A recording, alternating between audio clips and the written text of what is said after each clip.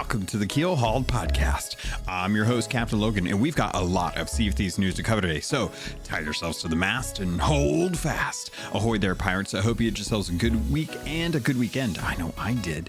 This week, we've got your responses to cover. We're going to be talking about the latest news as far as Twitch drops and some speculation around the Herald of the Flame. That's right, someone very special to us is coming back and a little different than we last saw them. So sit back, relax, and let's get into it. But before we get into any of that, I have to thank the patrons because they are the ones that are supporting this content just like you can if you head over to patreon.com/Keelhauled podcast. So shout out to the gold hoarders who are People's Republic, L Cute, Balls, Bam Bam Bagel, Captain Hasco, Captain A's, Chateau Neuf, Zombie Killer, Cloud, Cosmic Johnson, Static Mirror, Davram TV, El Jefe Esteban, Fergatron, Trickster, Jabaro5, Carl Embo, Kazia the Rogue, Lumpy SRQ, sorry Lumpy, Dub Goose, Evil Morpheus, Xbox Mike 29, Murphy Lives, Mutinous Max, Raja the Brave, Regis Stella, Replicated Flame, Rust Belt Kid, Norwegian, Skamelt 666, Sudesh, Captain Dasm, That Kilted Guy, TN Professor, Real Big Tuna, Big Bad Pad, Mina Fairy, Super Pack, Music Me, The Lord Chronologist, Deadeye Dre, Hegger Owl, I still like pause before I'm saying that, Ghost Boy 20, Evil Marfa, Peter Miller, Rooski Doo, Thor Von Blitz, Windsor Chris, and Zam. Wow. Thank you all so much for your support. It really does help me out and helps keep the dream alive. It helps kind of make things happen. So thank you all so much. And I look forward to our Gold Hoarder episode at the end of each month. First up on today's docket, let's dive into your responses as of the last episode. So if you didn't listen to the last episode and you're jumping into this one, we were having the discussion, or I was having the discussion that was prompted by one of the community members to kind of talk about Xbox Party Chat versus PC players and how Xbox has to choose between either in-game voice or party chat if they want to be able to play Sea of Thieves. They can swap between the two, and I tested this out, and this was a suggestion that I'd seen in one of the responses, but if you happen to have an Xbox wireless controller, you can always customize the buttons in there. You can have shortcut buttons that will give you an additional set of shortcuts, but you have to hold down one of the paddle buttons or one of the other buttons to be able to trigger the shift button functionality, which does work, but that's a lot of stuff to remember when you're actually trying to play in the heat of a battle or you're just out and about. But what you can do is you can actually have the party chat pop up so that if you want to swap into game audio versus PC or party audio, you can actually just attach that to one of these shortcuts for the elite controllers out there. So just a heads up in case you guys were thinking about ways you could actually get around that or to be able to switch. The trouble comes in is obviously when that doesn't work, when in-game audio isn't working for some reason, because every once in a while a patch will come through with Sea of Thieves and you won't be able to actually hear people in game. It's very odd, happens occasionally, not really sure what it's tied to, but definitely something that can hinder the ability to kind of chat with other people if you're trying to, get in touch with them or get in dialogues with them to be able to get them to either, stop fighting you, or if you want to try and get an alliance, or if you're trying to do something to work on accommodation, or heck, even if you're just trying to do Glitterbeard. It's really, really hard for Xbox players to be able to do that and have a way to chat privately. So PC players, on the other hand, they get the benefit of being able to have, they can have Xbox party chats, they can talk in game, they can use Discord, they can use Teams, IM Instant Messenger if they really want to, AOL chat. There's plenty of ways that if you want to be able to talk to people privately, then you can do that. And even some streamers go as far as to have a little push to talk that they can toggle with a little foot pedal. And I haven't ever seen a foot pedal set up for the Xbox, unless you're maybe playing Forza Horizon 5, which that's a potential. Maybe we just need to get like a foot pedal thing to be able to plug into our Xbox. Then we can set those up with different pedal actions, and one will be like switch into party chat, switch into game chat, and that's how we can get around it. I don't know. You guys tell me if you work that out. Let me know. But to get to the responses, first off, thank you to everyone that did reach out to me. I read it all, believe it or not. And while I didn't always respond to everyone, I figured this would be kind of the easiest way to get in touch with all of you, as opposed to having to take a couple hours out of my week to kind of individually respond to all of the feedback that I got. So I did want to read some of these responses, because I figured you guys put in the time. You sent me the message. I figured it would be good to kind of read this out so that other folks can kind of hear what your thoughts are on it too. So I'm going to exclude everyone's names out of this, just because if you wrote it, you know who you are. So otherwise, you guys will just kind of get the anonymous feedback here. But got an email in, believe it or not. It says, just listen to the pod talking about the toggle to talk issue on Xbox. As an Xbox player, I want to say thank you for bringing this issue into the spotlight, as it's one that has frustrated me about this game for some time now. Not being able to easily interact with other crews without sacrificing the privateness of crew chat drastically changes player interactions between two servers and game devices. Because other games on Xbox have similar issues with respect to game chat versus private chat audio, I do think you are correct when you say that it's an Xbox audio function design and not Sea of Thieves, especially when you consider that the functionality is already there for Sea of Thieves players on PC. Being that the functionality of push to talk already exists within Sea of Thieves, I think there is an opportunity to take advantage of it to better serve Xbox players with respect to this issue. My solution is this. For Xbox players, instead of making push to talk mute yourself or unmute yourself on open world, it should allow you to toggle in between crew chat only and versus game chat. This would allow for an easy transition between crew and game chat without having to toggle party chat options or fumble around with a megaphone during combat. Xbox players could then always be in crew chat like party chat with the ability to toggle it open world game chat. Though game chat doesn't seem to have the quality, audio quality as Xbox Party or the new Discord servers on Xbox, I think it's a small price to pay to be able to talk easily with other crews. Let me know your thoughts on this one. And so I was thinking about it, and I do think that would be a very interesting thing to really kind of test around with. You would probably want to have some sort of readable UI on your HUD so that you could tell like which one you're in, right? Because at the moment, we really only get the little speaking trumpet above our name and above our gamer tag, and there's not really a good indicator outside of someone is trying to talk to you, and you can see them talking when they open up their mic, right? So you'd want to have a good way to show that you're in game chat or in crew chat right off the bat without having to think about it, right? Like if there's a way to have like up in the top little corner or down by your health bar that shows that you're in crew chat, then you can instantly recognize that you're in crew chat. You know you can speak to them or not. Or if you toggle that, then it'll show open chat or open world. And that'll let you know like, hey, you're speaking to everyone at this point. Everyone can hear you, including your crew. So I like it. I think it's a good idea. I think you would want to make sure that you're adding two ways of accessibility to it, either a visual and probably a spoken or a written way for people to be able to tell the difference easily without having to wonder like, am I in crew chat or am I in open world chat?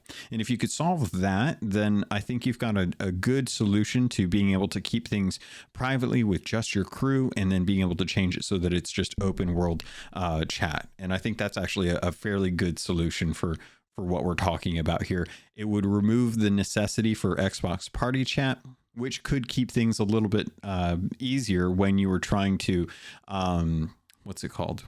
When you're trying to make sure that folks aren't dropping in on your parties. The one trouble that it does run into is I know a lot of folks who tend to get multiple ships on servers. They usually like roll for ships and they'll get like one or two, sometimes even three if everyone happens to land on the same server. And as a result, those crews typically go off, they do their own thing. But because there's so many friends involved, they usually stay in a party chat. That kind of allows them to be able to chat with everyone, not just the people that are in their crew. So they can actually go off and sail on their own, do their own thing, and they'll be in different parts of the world, but they'll still be able to talk to each other, even though they're part of separate crews. So Xbox Party Chats would still in Discord servers in this case too, would still serve that functionality if that's what they were going to, and it would remove the ease of access to being able to talk to just your crew or the open world that is given by the solution that you're proposing here. So I did want to thank you again for sending in the email. I think it was a brilliant idea, and that's why I wanted to share it on here. I also got another one. This was a Discord message that I swear I clipped this. I thought I clipped it. Where is it? There it is. Okay, I did clip it. I remembered that I clipped it, but I wanted to find it. So this one came in through Discord DMs, and again, like I said, you guys, I may not respond to everyone, but I will always read everything that gets sent to me. So if I don't respond, it's probably because I'm saving it for like an episode or something. So this person wrote in, said, "Hey dude, I started listening to your podcast a few weeks ago and I'm totally here for it. I'm currently listening to the latest one, episode 243, where you talk about Xbox voice chat. My wife and I both play on Xbox, so I thought I'd share our experiences. I've been playing since season 5. Wow, that's actually pretty recent. And she's only recently started playing with me. With the only gaming experience she's had previous is Animal Crossing. That's actually pretty fun. I'm a fan of Animal Crossing. I recently got back into my island to clean it up a bit, and I kind of hit that wall with Animal Crossing. Like, there's really not a whole lot that I want to do on it. So, and I've kind of terraformed my island to look how I want it to look. So really, I'm kind of at the end with Animal Crossing. I don't even know how many hours I have in it, but it's a shameful amount. Moving into the rest of the message, most of my friends play it on PC. So for the most part, my wife and I play on cross-platform servers. It's frustrating not being able to play in-game chat and party chat at the same time. But it usually isn't a big deal since I have my PC friends with me, who we jokingly call the pirate ambassador, since they act as the go-between us and other crews.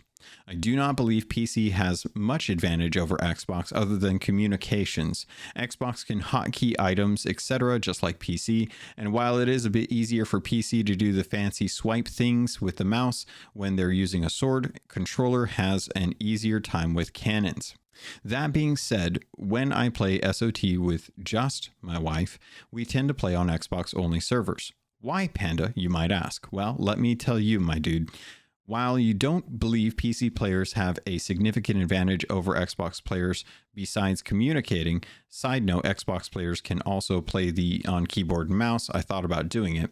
It has been my experience that the sweatier players tend to play on PC, like the kind of players that roll in and just crush you and you never even stood a chance. Also, aimbot is definitely a thing. I've been on a crew with someone who used it, and I left because even though I wasn't using it, it just felt dirty.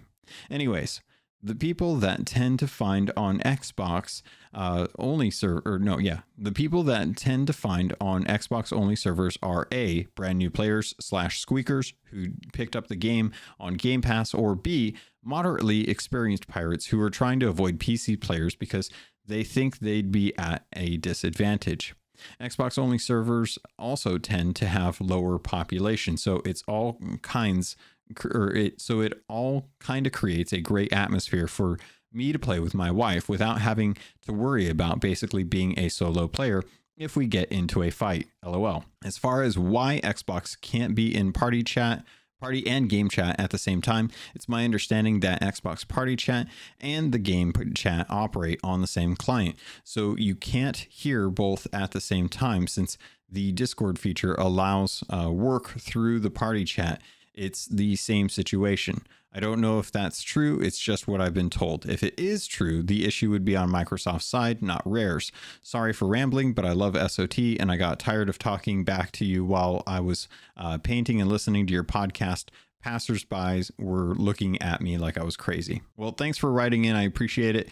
To kind of go through and address some of the stuff that you talked about, I myself play on both. I believe PC has an easier time, and that may just be because I started on Sea of Thieves with PC, but I have a much easier time getting through hotkeys and being able to just kind of operate on mouse and keyboard.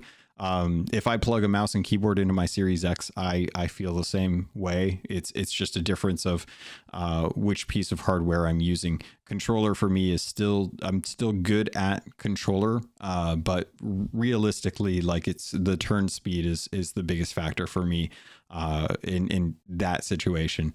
I do think that Xbox servers tend to be a little more balanced. I think I've found pretty good crews on both sides. I've fought really good crews on PC, and I've fought really good crews on Xbox only servers. Just kind of depends. I think I have less toxicity in Xbox only servers because a majority of the time everyone is either in a party chat, and they don't usually, you either don't hear them or they're not talking to you. So you don't get that kind of drive-by toxicity that you get with PC players who, and not PC players in general, but the toxic people tend to be on PC as a result of being able to talk privately and in game chat as well too. And I typically use Xbox Party Chat for, I'd say, about 50% of my playing on SOT when it comes to PC. I would say that the streams that I do with Davram on Saturdays and the rest of the Keelhauled crew, that tends to be when I'm usually in Discord, because Davram hates Xbox Party Chat. So we usually use Discord for that situation. But most of the time, I'm usually running with people who are both on Xbox and PC. So I usually default to using Xbox app or the Game Bar app and in-game voice when I'm on PC. But that's usually when I'm not streaming. So I will say, I think it's great that you and your wife are jumping into play. I think it's fantastic that you guys have an opportunity to jump in together.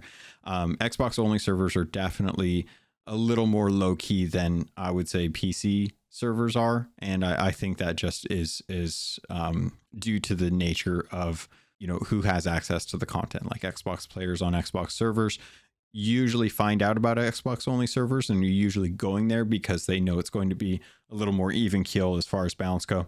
I also know friends that are very prolific on controller and can dumpster anyone on Xbox and PC servers. So it just depends on familiarity with the peripherals at that point.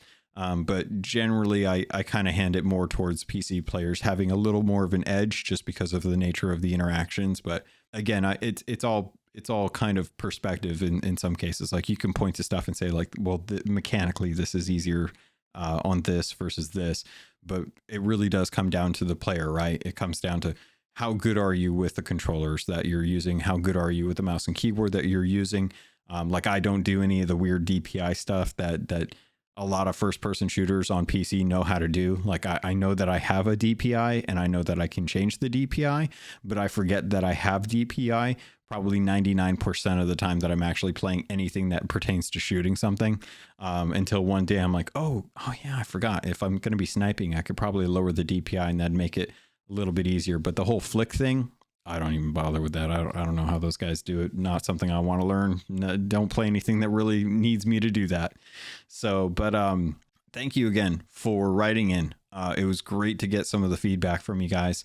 And really, like these were like 2 examples. I had a lot of folks reach out to me and say some really nice stuff about being able to hear it. So I'm glad that you all felt like this was a good topic to kind of discuss and really kind of address, because I do hope that Rare is able to take a look at it and see if there's anything that can be done to kind of alleviate some of the issues there, outside of, again, using the speaking trumpet with the secondary action and the primary function of it, being able to use pirate text. I think those things are good things to kind of have on the side, but realistically, like it is still a little tough for Xbox players to be able to talk with their crew and with other crews, but have the ability to keep things private, because I think that's where you get some of that fun play style, right? Like if you can kind of keep things between your crew, then you can start kind of formulating plans. And I think that's the fun thing about Sea of Thieves is you can always go in with interesting intentions. Like you can always go in planning on attacking someone. We'll take it from the attacking perspective this time instead of the alliance perspective. But you can always plan on going in to attack someone, and as soon as you get there, someone shoots themselves over there. They get on board, they drop the anchor, they start putting stuff on fire, they kill the other person, or they get killed, and they see them on the ferry, and they have a conversation on the ferry, because that's all you can do. The reduced times have kind of stopped that, I think, but you can have conversations with people on the ferry, and sometimes you can actually have very interesting conversations that will change the actual outcome of the interaction between the two crews. But if you can't always do that, and you come back to your crew and you can't explain what happened on the ferry, then you can't really, everyone is still kind of in the mindset of, okay, we need to sink them, we need to do this and kind of thing. And you could actually end up doing something really, really rough. Like you might run into a rare dev on the Sea of Thieves, but if you don't have a way to communicate with them, and that's because you're playing on Xbox and you're keeping it close to the party, you want to keep your party chat going so you know what's going on, and you don't recognize the rare devs a Gamertag or their sales or something like that, then you might miss out an opportunity to either meet up with the dev or sync them and have that to boast, or you might get some really good tidbit of information from them. They might tell you about the next season or something like that, and not having that is kind of a bummer. One of the other things that I did want to talk about was something that came as a result of the last couple events that went out. Like EGX went out, and we got some really good news about that. But there was some that I think kind of got put on the side as far as importance, because I think that the conversation couldn't really progress further than beyond this. But if you guys don't know, a friend of the show and a good guy, Insipid Ghost, does the Xbox expansion pass. He's been doing this podcast for a while now, and he's been playing Sea of Thieves for a very long time. Not nearly as long as most of you, and probably not nearly as frequent, but he still has a fair amount of hours under his belt. And he's been wanting to interview Mike Chapman for a while.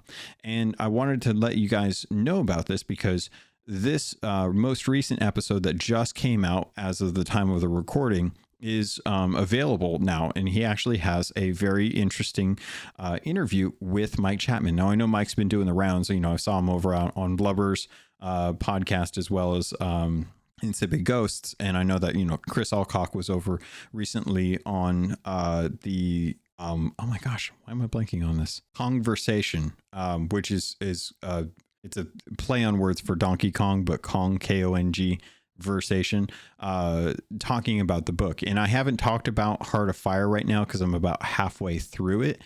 So I haven't really wanted to dive into too much, because there's still some stuff that I know would be spoilers and such. But I'm looking to hopefully finish reading through that. You guys wouldn't believe this, but I actually don't have a lot of time to read. The time that I have to read usually cuts into my family time. So already I'm way behind on watching shows with my wife. So we've been watching Avatar: The Last Airbender. That's kind of like the quick one we can jump to. We've been trying to watch the Harley Quinn show.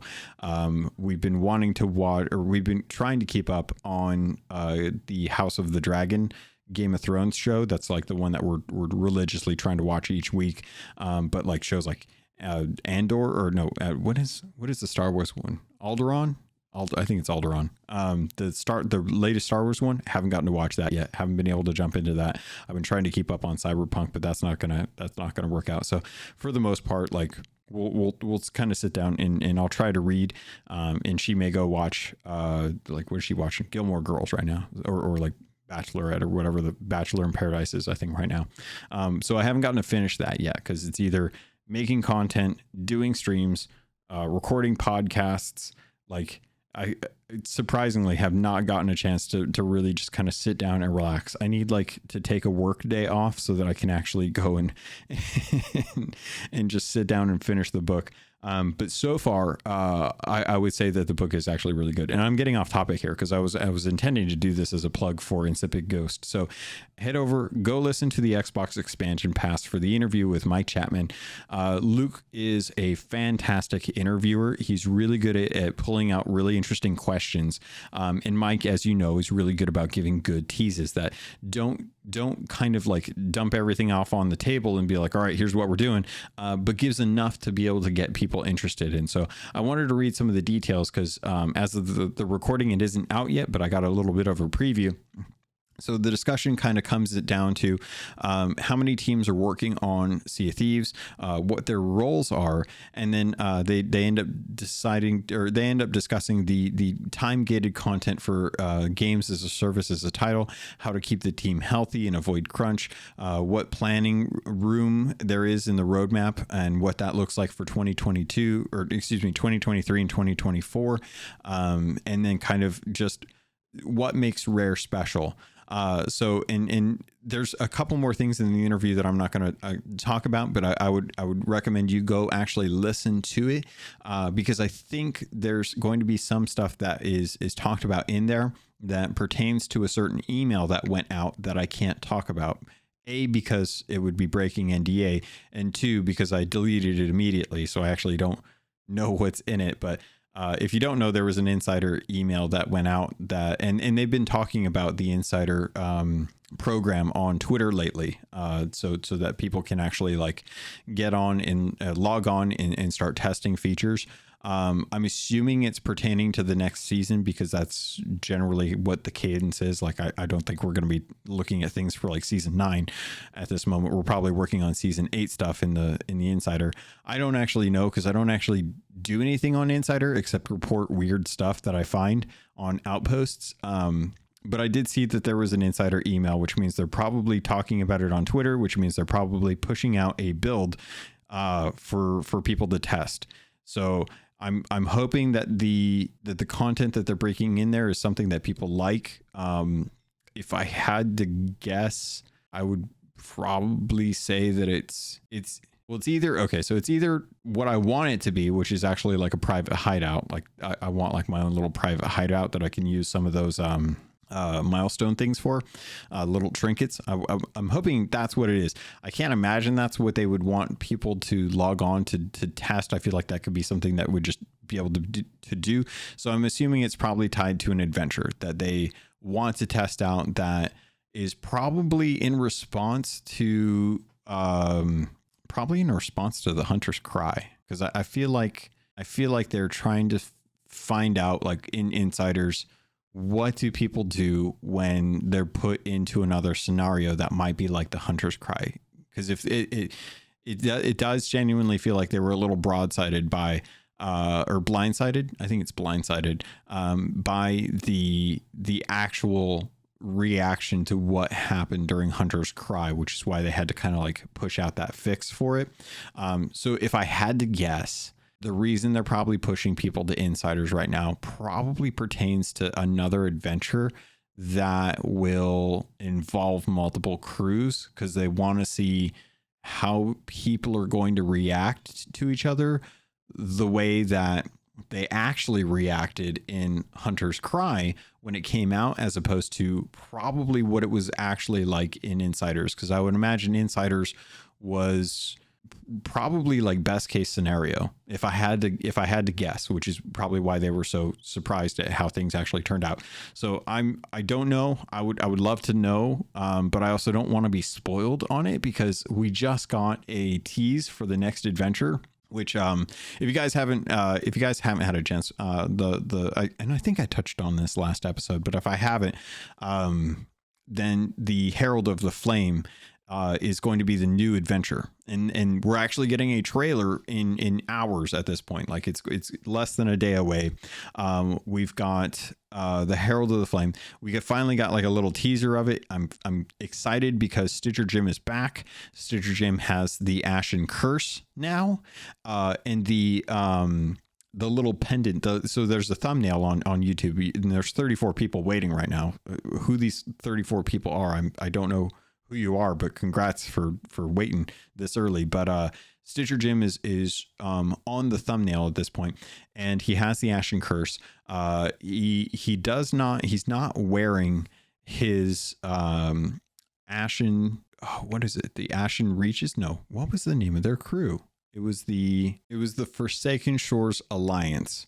So they had the little fiery pendant, and that necklace, that look is not something that Stitcher Jim is wearing in this. So he has shed his past. He is now acting as, I'm assuming, the Herald of the Flame, which is really interesting to me because it kind of speaks to what the potential is going forward, right? Like we're clearly working our way up to try and figure out like what's going to happen with Captain Flameheart. We know that the Reaper's Bones have been trying to find a way to get Flameheart back to the Sea of Thieves, and that has been their persistent goal. With the Dark Brethren Court coming in, it's obvious that they are trying to take control of the Sea of Thieves for themselves, and doing so in different ways to try and understand, like, you know, is going through the Sea of the Damned the best way to get the relics that they need to be able to have control of the Sea of the Damned? Is that even their actual goal? What is it that the Reaper's Bones are looking to do once they actually have Flameheart back? How do they plan on getting him back? What can we do to stop him? And by him, I mean Flameheart Senior, not Flameheart Junior and the Reaper's Bones, because I imagine they'll probably stick around for a good long time. Or will we actually get to a point where with the Reaper's Bones, we have a change in leadership? That would be a very interesting storyline, because, you know, we're getting to the point now where we're getting to like a what I would imagine would be like a war. I don't know if we'll actually get a war, you know, like in the sense of like a, you know, World of Warcraft having like two factions. But you can see like the basis that has been kind of building over time, right? Like Pirate Lord has become a lot more active. We've got Bell, we've got Merrick. You know, there's been a growth with the Athena's Fortune a group, and they become a lot more paramount in kind of keeping the status quo for Sea of Thieves and protecting it, right? Meanwhile, we have the Reaper's Bones constantly trying to get Flameheart Senior back, and we're still kind of like in the wings. We're waiting for Captain to show up, and if he does actually show up. And I'm going to be very curious to try and see, or not try and see, but to wait and see what is going to happen. What is the eventuality of Captain Flameheart? If we're able to defeat him, do we have to actually beat Flameheart Jr. as well? Like, and if that's the case, that will essentially leave a bunch of dissenters in the forms of the Reaper's Bones still left in the Sea of Thieves, but they will be headless, you know, and how much bite can a snake have if it doesn't have its head? So I'm very curious about how this is going to play out, because on the surface, I still have a hard time, and this is where Rare can really surprise me. I have a hard time believing that they will do anything as drastic as figuring out a way to remove Flameheart Jr. from the Reaper's Bones position, in which case who will take up the mantle. And after reading through some of the book, I'm up to the point where and I don't think this is too big of a spoiler, but the Morningstar crew is going after the thing that they have to do that might actually help prevent the Reaper's Bones from becoming the Reaper's Bones, essentially. And I think that there's characters that are being laid out in the book that might actually come into play, and I'm starting to wonder if those characters might have some history that might explain a little bit about what might happen in the future with the game. It could be something as simple as Stitcher Jim is the one that will end up supplanting Flameheart Jr., and then Stitcher Jim will be the person that we see at the Reaper's Bones hideout. My big goal with this is, or not with my goal, but I guess a dream. Yeah, I'll call it a dream. My big dream for this is that we will finally get to see the Reaper's Bones hideout in its full its full final form, if you want to go for the Dragon Ball Z reference, right? I want to be able to go down into the Reaper's bones. I want to see what's down there, what has happened to cause this, because we've ever since like December of 2021. We've always had those teases, the little orb stream, right? And we've never seen that come to fruition with the opening of the actual little trap door thing that's in there. You know, we always hear the way it kind of creaks open and the chains pulling it up, and you know, we never really see what's going to come down in there. But we notice that things are starting to change around there that might imply that we're getting closer and closer to what I think will eventually be the Pirate Legend Tavern version of the Reaper's Bones, and that we'll finally be able to go down in there. At that point, and that's the curious thing. Like at that point, if that happens, which I'm hoping it does, do we actually get to have Flameheart Jr. down in the little tavern there? Does he move down in there? And if that's the case, does Stitcher Jim act as the, for lack of a better term, the bouncer for the Reaper's Bones hideout tavern, or I don't even know what you call a hideout's hideout, but it's a hideout, or the proper hideout at that point, right?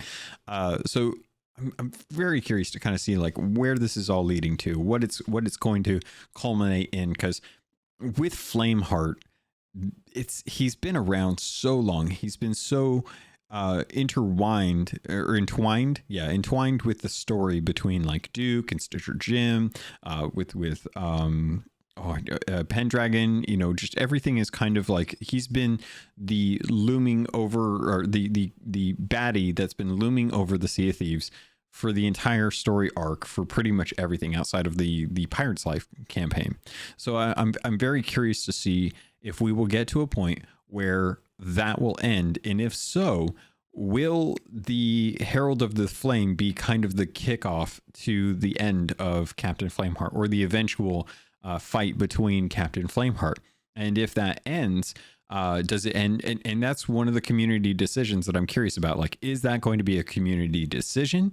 If it does, what does that mean for the Dark Brethren court? Like, if we have Flameheart stopped, will that leave a power vacuum in the Sea of Thieves and allow the Dark Brethren court to, for all intents and purposes, take all of the goons? You know, I'm trying to think of it as like Bond villains at this point, but if it's able to take all of the goons, the Reaper's Bones fans or loyalists in onto their side, say like, hey, you know, Captain Flameheart was taken out, and while Captain Flameheart is gone, we know someone who's better than Captain Flameheart.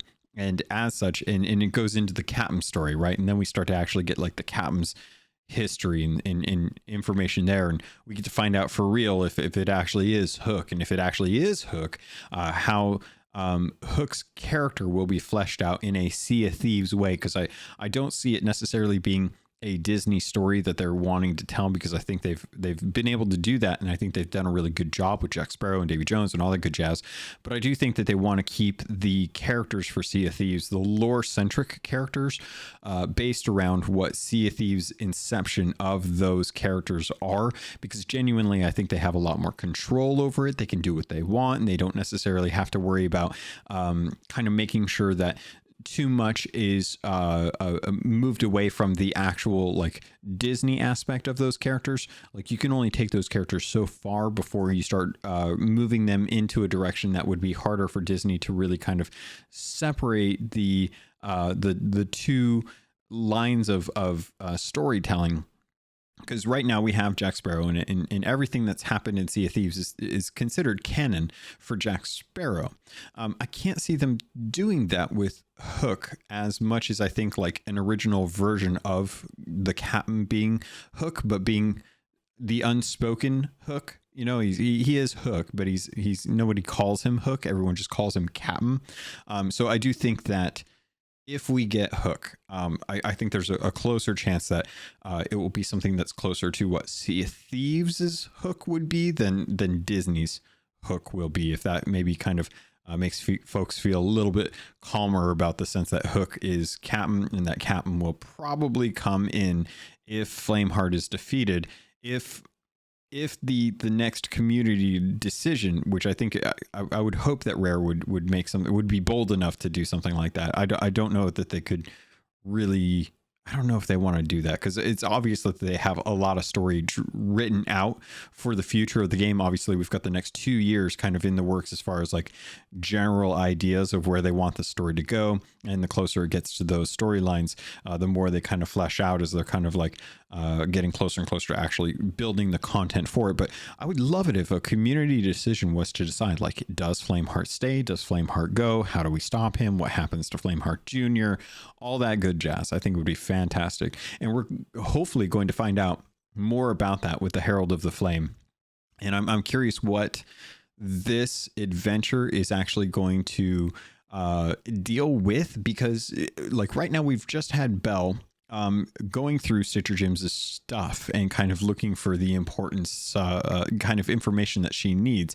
And we still really haven't gotten a good answer as to what are the mysteries, what is the information that the Dark Brethren court was seeking from Merrick and Belle, well, when they had Merrick in their grasp. So I'm very curious to kind of find out, like, is there information that even Belle is learning and trying to understand that she can't explain at the moment, and that we won't be able to actually find out for sure, like, what the whole scope of everything is until we actually get to the first Herald of the Flame reveal. So I'm sure a lot of you are kind of like, you know, telling me I'm wrong or I haven't got it straight because you've already been doing the insider content. But obviously I like to be able to kind of jump into this speculative narrative telling, just because I love the lore so much, and I like to think about like what's going to happen without being spoiled, especially when even if I were to know like what was going to happen, it would be weird to try and talk around that, try and speculate around that when it's not out. Like, it's easy to talk about it after it's already come out, because then I can sit there and say, oh, well, this is what we knew, this is what we experienced, and then this is what I would like to see, this is what I would have liked to have seen afterwards. But that's, I don't know, I kind of like to play around with ideas and where things could go. It's fun to kind of throw out ideas and see what sticks.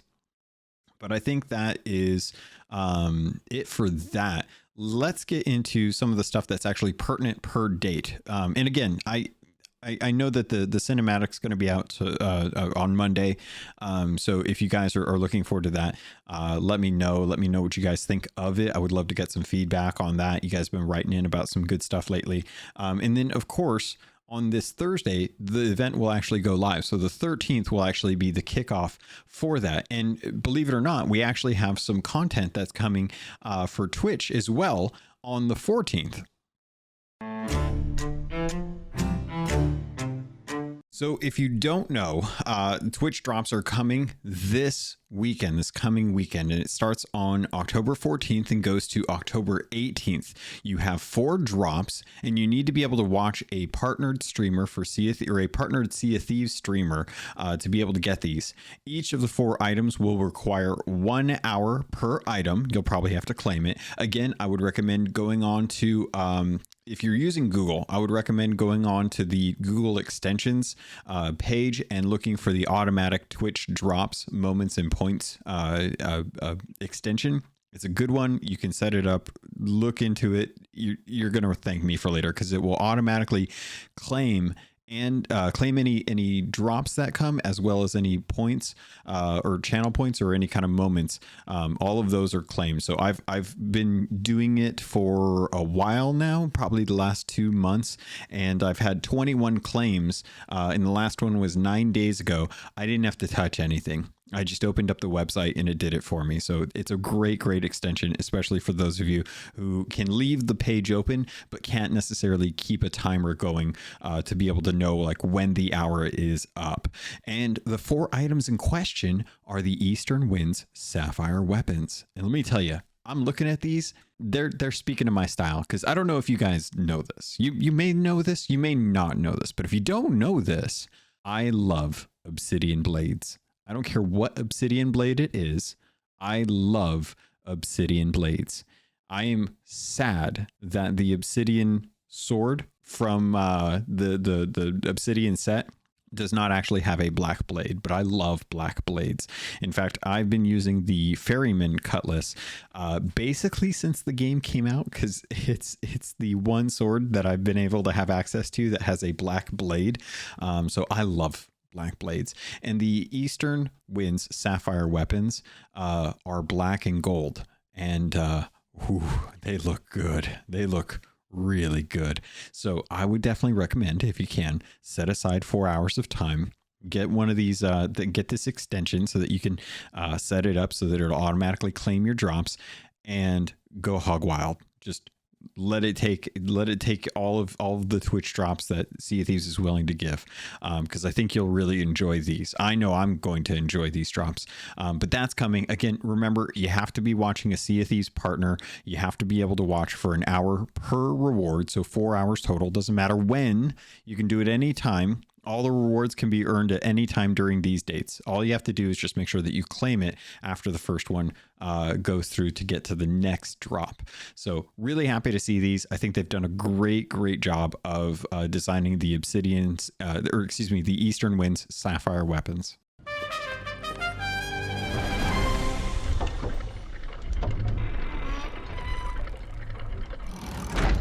And I think the last bit of story or news that I wanted to talk about this week actually pertains to the artistic side of Sea of Thieves. If you guys don't know, there is a Twitter handle as well as a Discord called the Ard Club, and I have been having a really good time in Inktober, which, if you don't know, is the artist challenge for October. Every October, artists each day have a prompt, and I would say that this one is more Sea of Thieves related, since it's being done by the Artful or the Art Crew, and it's the Artful October.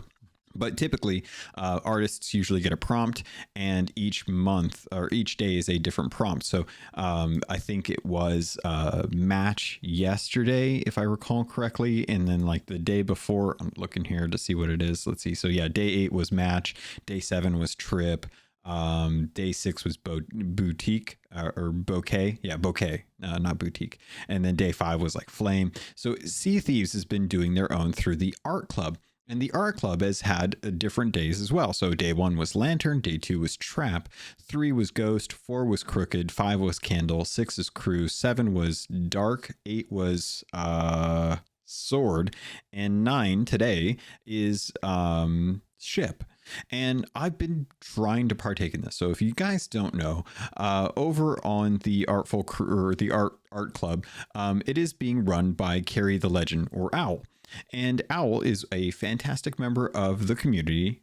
She's been doing artwork for Sea of Thieves for a very long time, and is very welcoming to all types of artists. Doesn't matter what your history with art is, how good you are, how bad you are, doesn't matter. All art is welcome because all of it is beautiful.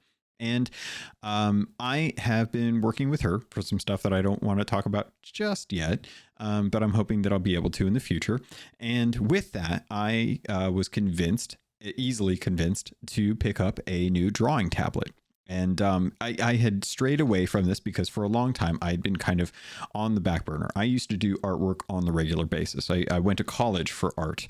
I used to know how to do 2D animation, like traditional Disney, Fox animation studio. Like my teachers used to do like Titan AE or Treasure Planet. Like they used to work on those films. And most of them, after the college that I went to closed down and I still had to pay that debt, they all went off and started working for Disney or Lucasfilm and stuff, and didn't bring me along.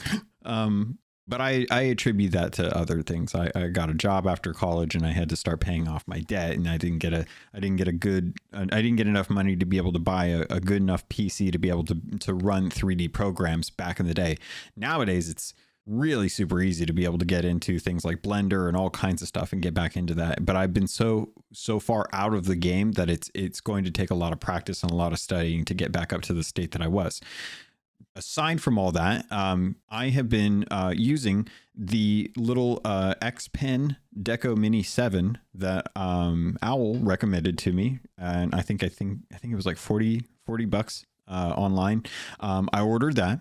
and I got it in and I started playing around with it because I'm already using Photoshop for Sea of Thieves and for content that I'm making for online already. And I decided to get back into drawing, and I've been having a blast with it. I've been trying to make a point. This first week, I was able to stream 5 full days, I believe, of me actually drawing artwork. And I've been trying to kind of stay up on this. I want to stay up on the daily challenges. It's really tough with running 2 podcasts to be able to keep up on each daily prompt, because I'm noticing that each piece that I've been working on has been about 2 to 3, if not 4 hours worth of dedication, as I'm kind of like putting in like what I can to actually make this art look good enough that I'm happy with it. It's by far, it's by no means amazing, but I still really, really love it.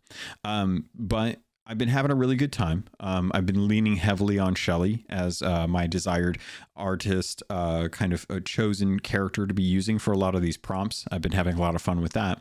And overall, it's been a really, really interesting dive back into the art world, getting back into drawing on a regular basis.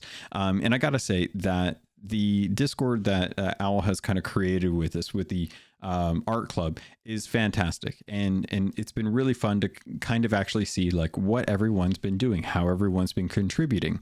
And the reason I bring this up is not for my own personal reasons, but because Sea of Thieves themselves actually did a nice little tweet about this. They actually talked about this on a Sea of Thieves post that recently came out. So if you guys didn't see, over on the Twitter account, they actually published the art club's version of the prompt, which was I believe of the day, the challenge was crew.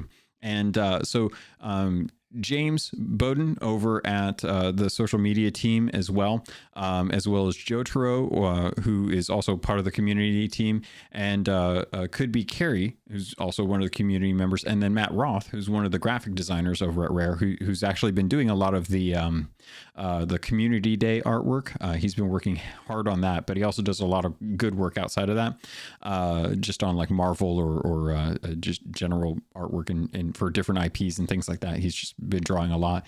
But to get to the point, they actually put out some photos, and it was really great to see like everyone's kind of idea of what a crew was. So like there was the first crew who was like all the little pills, and there was a beautiful piece with Jotaro and them and like their pirates kind of face to face, and then there was another one where they all had kind of like decorations together, like Christmas decorations and Halloween decorations, and just kind of using their pirates all together to kind of showcase like what their crew is. And I was really happy to see that Sea of Thieves was kind of taking what the community had created and applying it themselves, you know, and really kind of taking on the challenge of something that the community did, and using it to showcase like not only what the community is doing, but also the fact that they want to participate. They want to jump into this, because if it's one thing that anyone who's actually gotten to meet some of the devs from the studio know, the devs really love this game and the community. They really love all of the people that are contributing to the Sea of Thieves community, as well as the feedback and stuff like that. Like they really know like how much we love it, and they love that we love it as well too. So when I see stuff like this, and they're really kind of working to take something that was just within the community and really kind of showcase the community's thing, but also by supporting it, I love to see that. I want to see more of that from Rare as well too. And what I mean by this is I particularly hope that the community team is looking at ways to try and showcase content that isn't streamer specific. Because if it's one thing I've learned about Sea of Thieves as both as a game, as a business as well, but mostly a game, and the community, is that there are there's a very fine line between what is a marketable approach to community and what is a goodwill approach to community. Supporting things like SOT Fest, supporting things like the Art Club, supporting things like prop making, things like that. Those are great ways that are easy to be able to support the community and the actual welfare of the community. With marketable approaches, though, that is something where it is a little closer aligned to YouTube content, to streaming content, to being able to do things like the Sea of Thieves TV, right?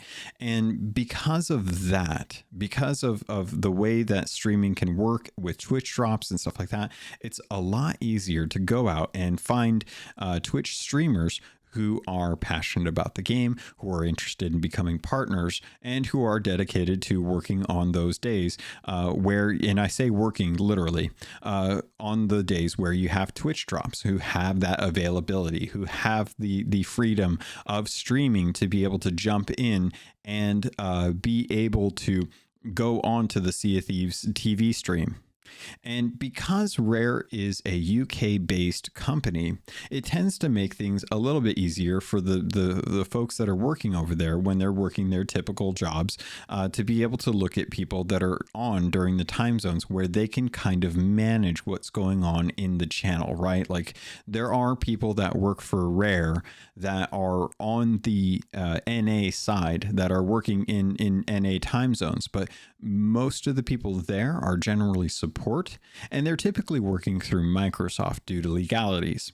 But I would love it if there was a way for Rare to continue to take a look at the community who doesn't actually do streaming and look at just about everyone else. Because right now they've got great ways to support the mods and the people that are kind of the quartermasters. Like they've given them sales and given them stuff. They have the hats that are available for like Sea of Thieves Community Day for people who are pillars of the community to represent the best of the community, right?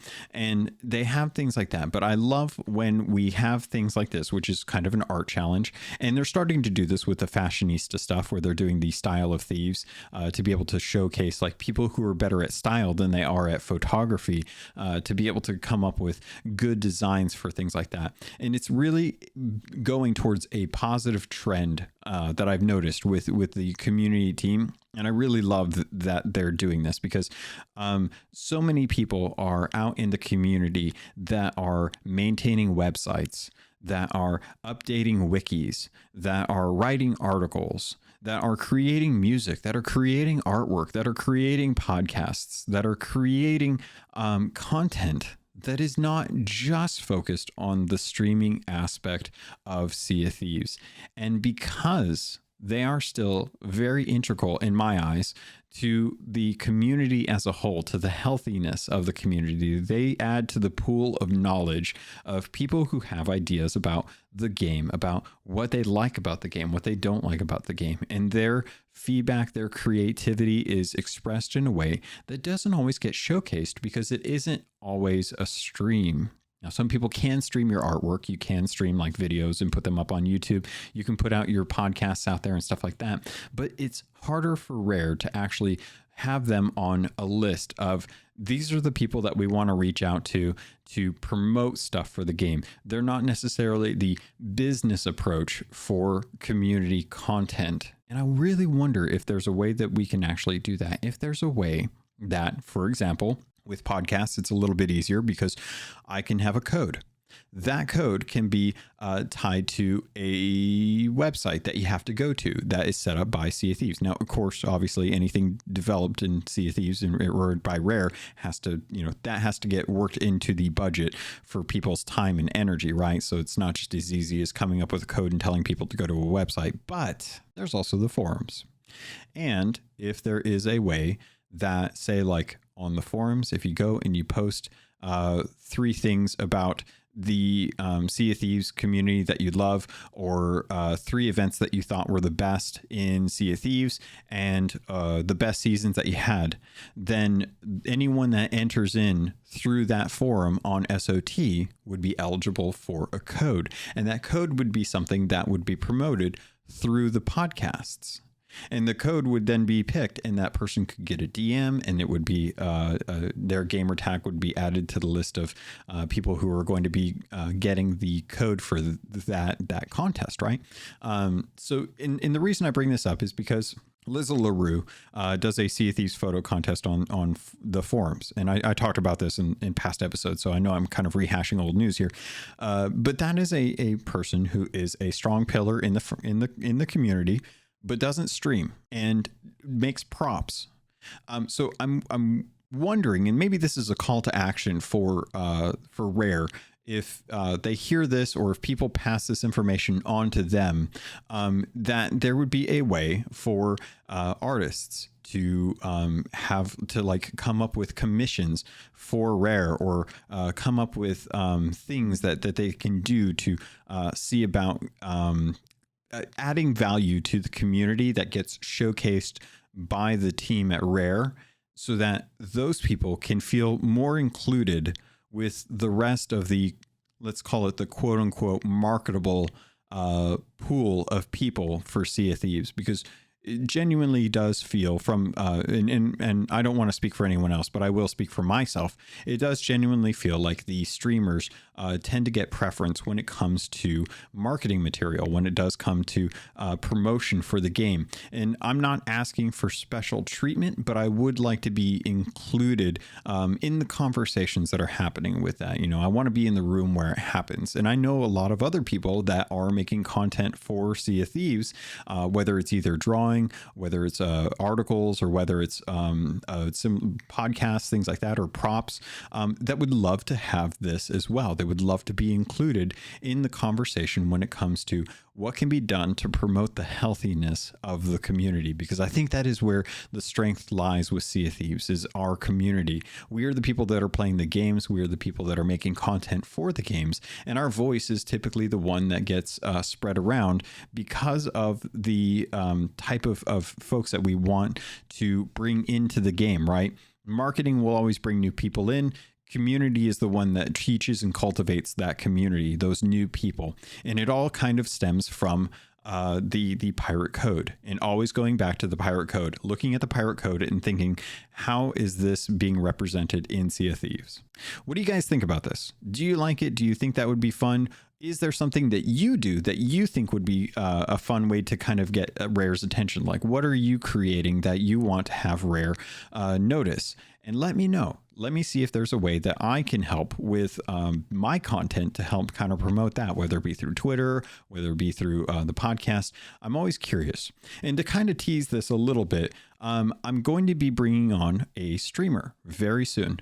Hopefully the timing works out, but thanks to SOT Fest as well as EGX and the Keelhauled community, I've been able to get in touch with some of the bigger streamers that are out right now for Sea of Thieves and get their permission to invite them onto the podcast. So I'm going to be working with one very soon, and then a few more after that I want to make sure that I am scheduling them out so that they have enough notice. They can adjust for any of their streaming times, or we can kind of work out the timing on things so that I can record with them and we can sit down and have a conversation. So very soon, I will probably be reaching out to my gold hoarders, because it's a smaller pool of people, and I know that they'll probably have they'll probably be paying closer attention to the time frame of this and seeing if they have any questions for the streamer. And in that instance, I can then talk to them when I'm actually doing the interview, pass on those questions to them if you have something and they never they may not be as approachable on their Twitch chat because of how popular they am, so on and so forth and stuff like that. But if you have any questions for them before then, I will say it now. The streamer that I'm hoping to get is Beardageddon. And if everything works out, it'll be great. We'll have a good conversation, unless we need to reschedule and postpone the episode for a later date. But we'll have to see how that goes. But we're hoping to have that episode out sometime this month, in the next coming weeks. So if that's something that you're interested in talking to him about and you want to send me a question for him, feel free to let me know. You can always send out your question through email. CaptainLogun@gmail.com is the show, the show's email, which in hindsight probably should have been called Keelhauled Pod. I know, but that's a whole nother topic for another day. Otherwise, you can reach out to me on Twitter. My DMs are open at CAPT_LOGUN. You can always message me through Patreon as well, if that's where you're currently at and you're usually talking to me through there, or if that's where you want to get a hold of me, if you want me to notice it, for sure. Otherwise, I would jump into the Keelhauled Discord. The link is in the show notes, as always. And there is a questions and feedback section there. Gold hoarders, you can use your channel, but the questions and feedback channel is something that I always keep an eye on as well, too. And feel free to let me know if there's something that you want to ask Beard again. Otherwise, I will leave it where we're at right now with the podcast, and I think that's pretty much going to do it. So thank you to everyone who's recently either joined the Discord, reached out to me personally, left comments on the YouTube channels. Make sure, if you guys are watching the YouTube version, subscriptions are doing great. I'm over 500 now. Thank you so much. I didn't expect that. I can actually make posts on YouTube, which is a weird thing. I don't know what I'll use that for if I do use it, but feel free to let me know if there's something that I'm missing out on that I need to be better about on YouTube. But I will try to do what I can. Again, as always, this is kind of my hobby. This is my second job. So I am always beholden to the 9 to 5 that I'm working every day throughout the week to try and make sure that I'm putting money in the bank so that they don't kick me out of my home.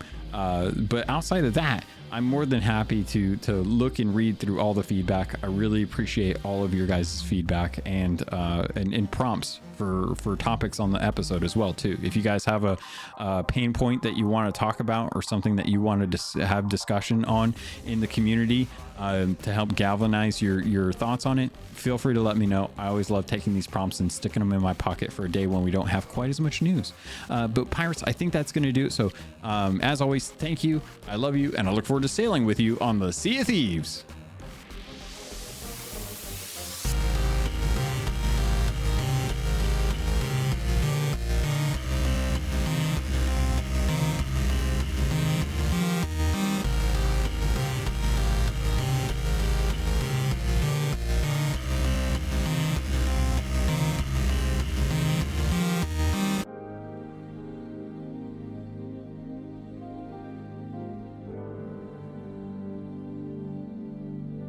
You've been listening to a Robots Radio podcast.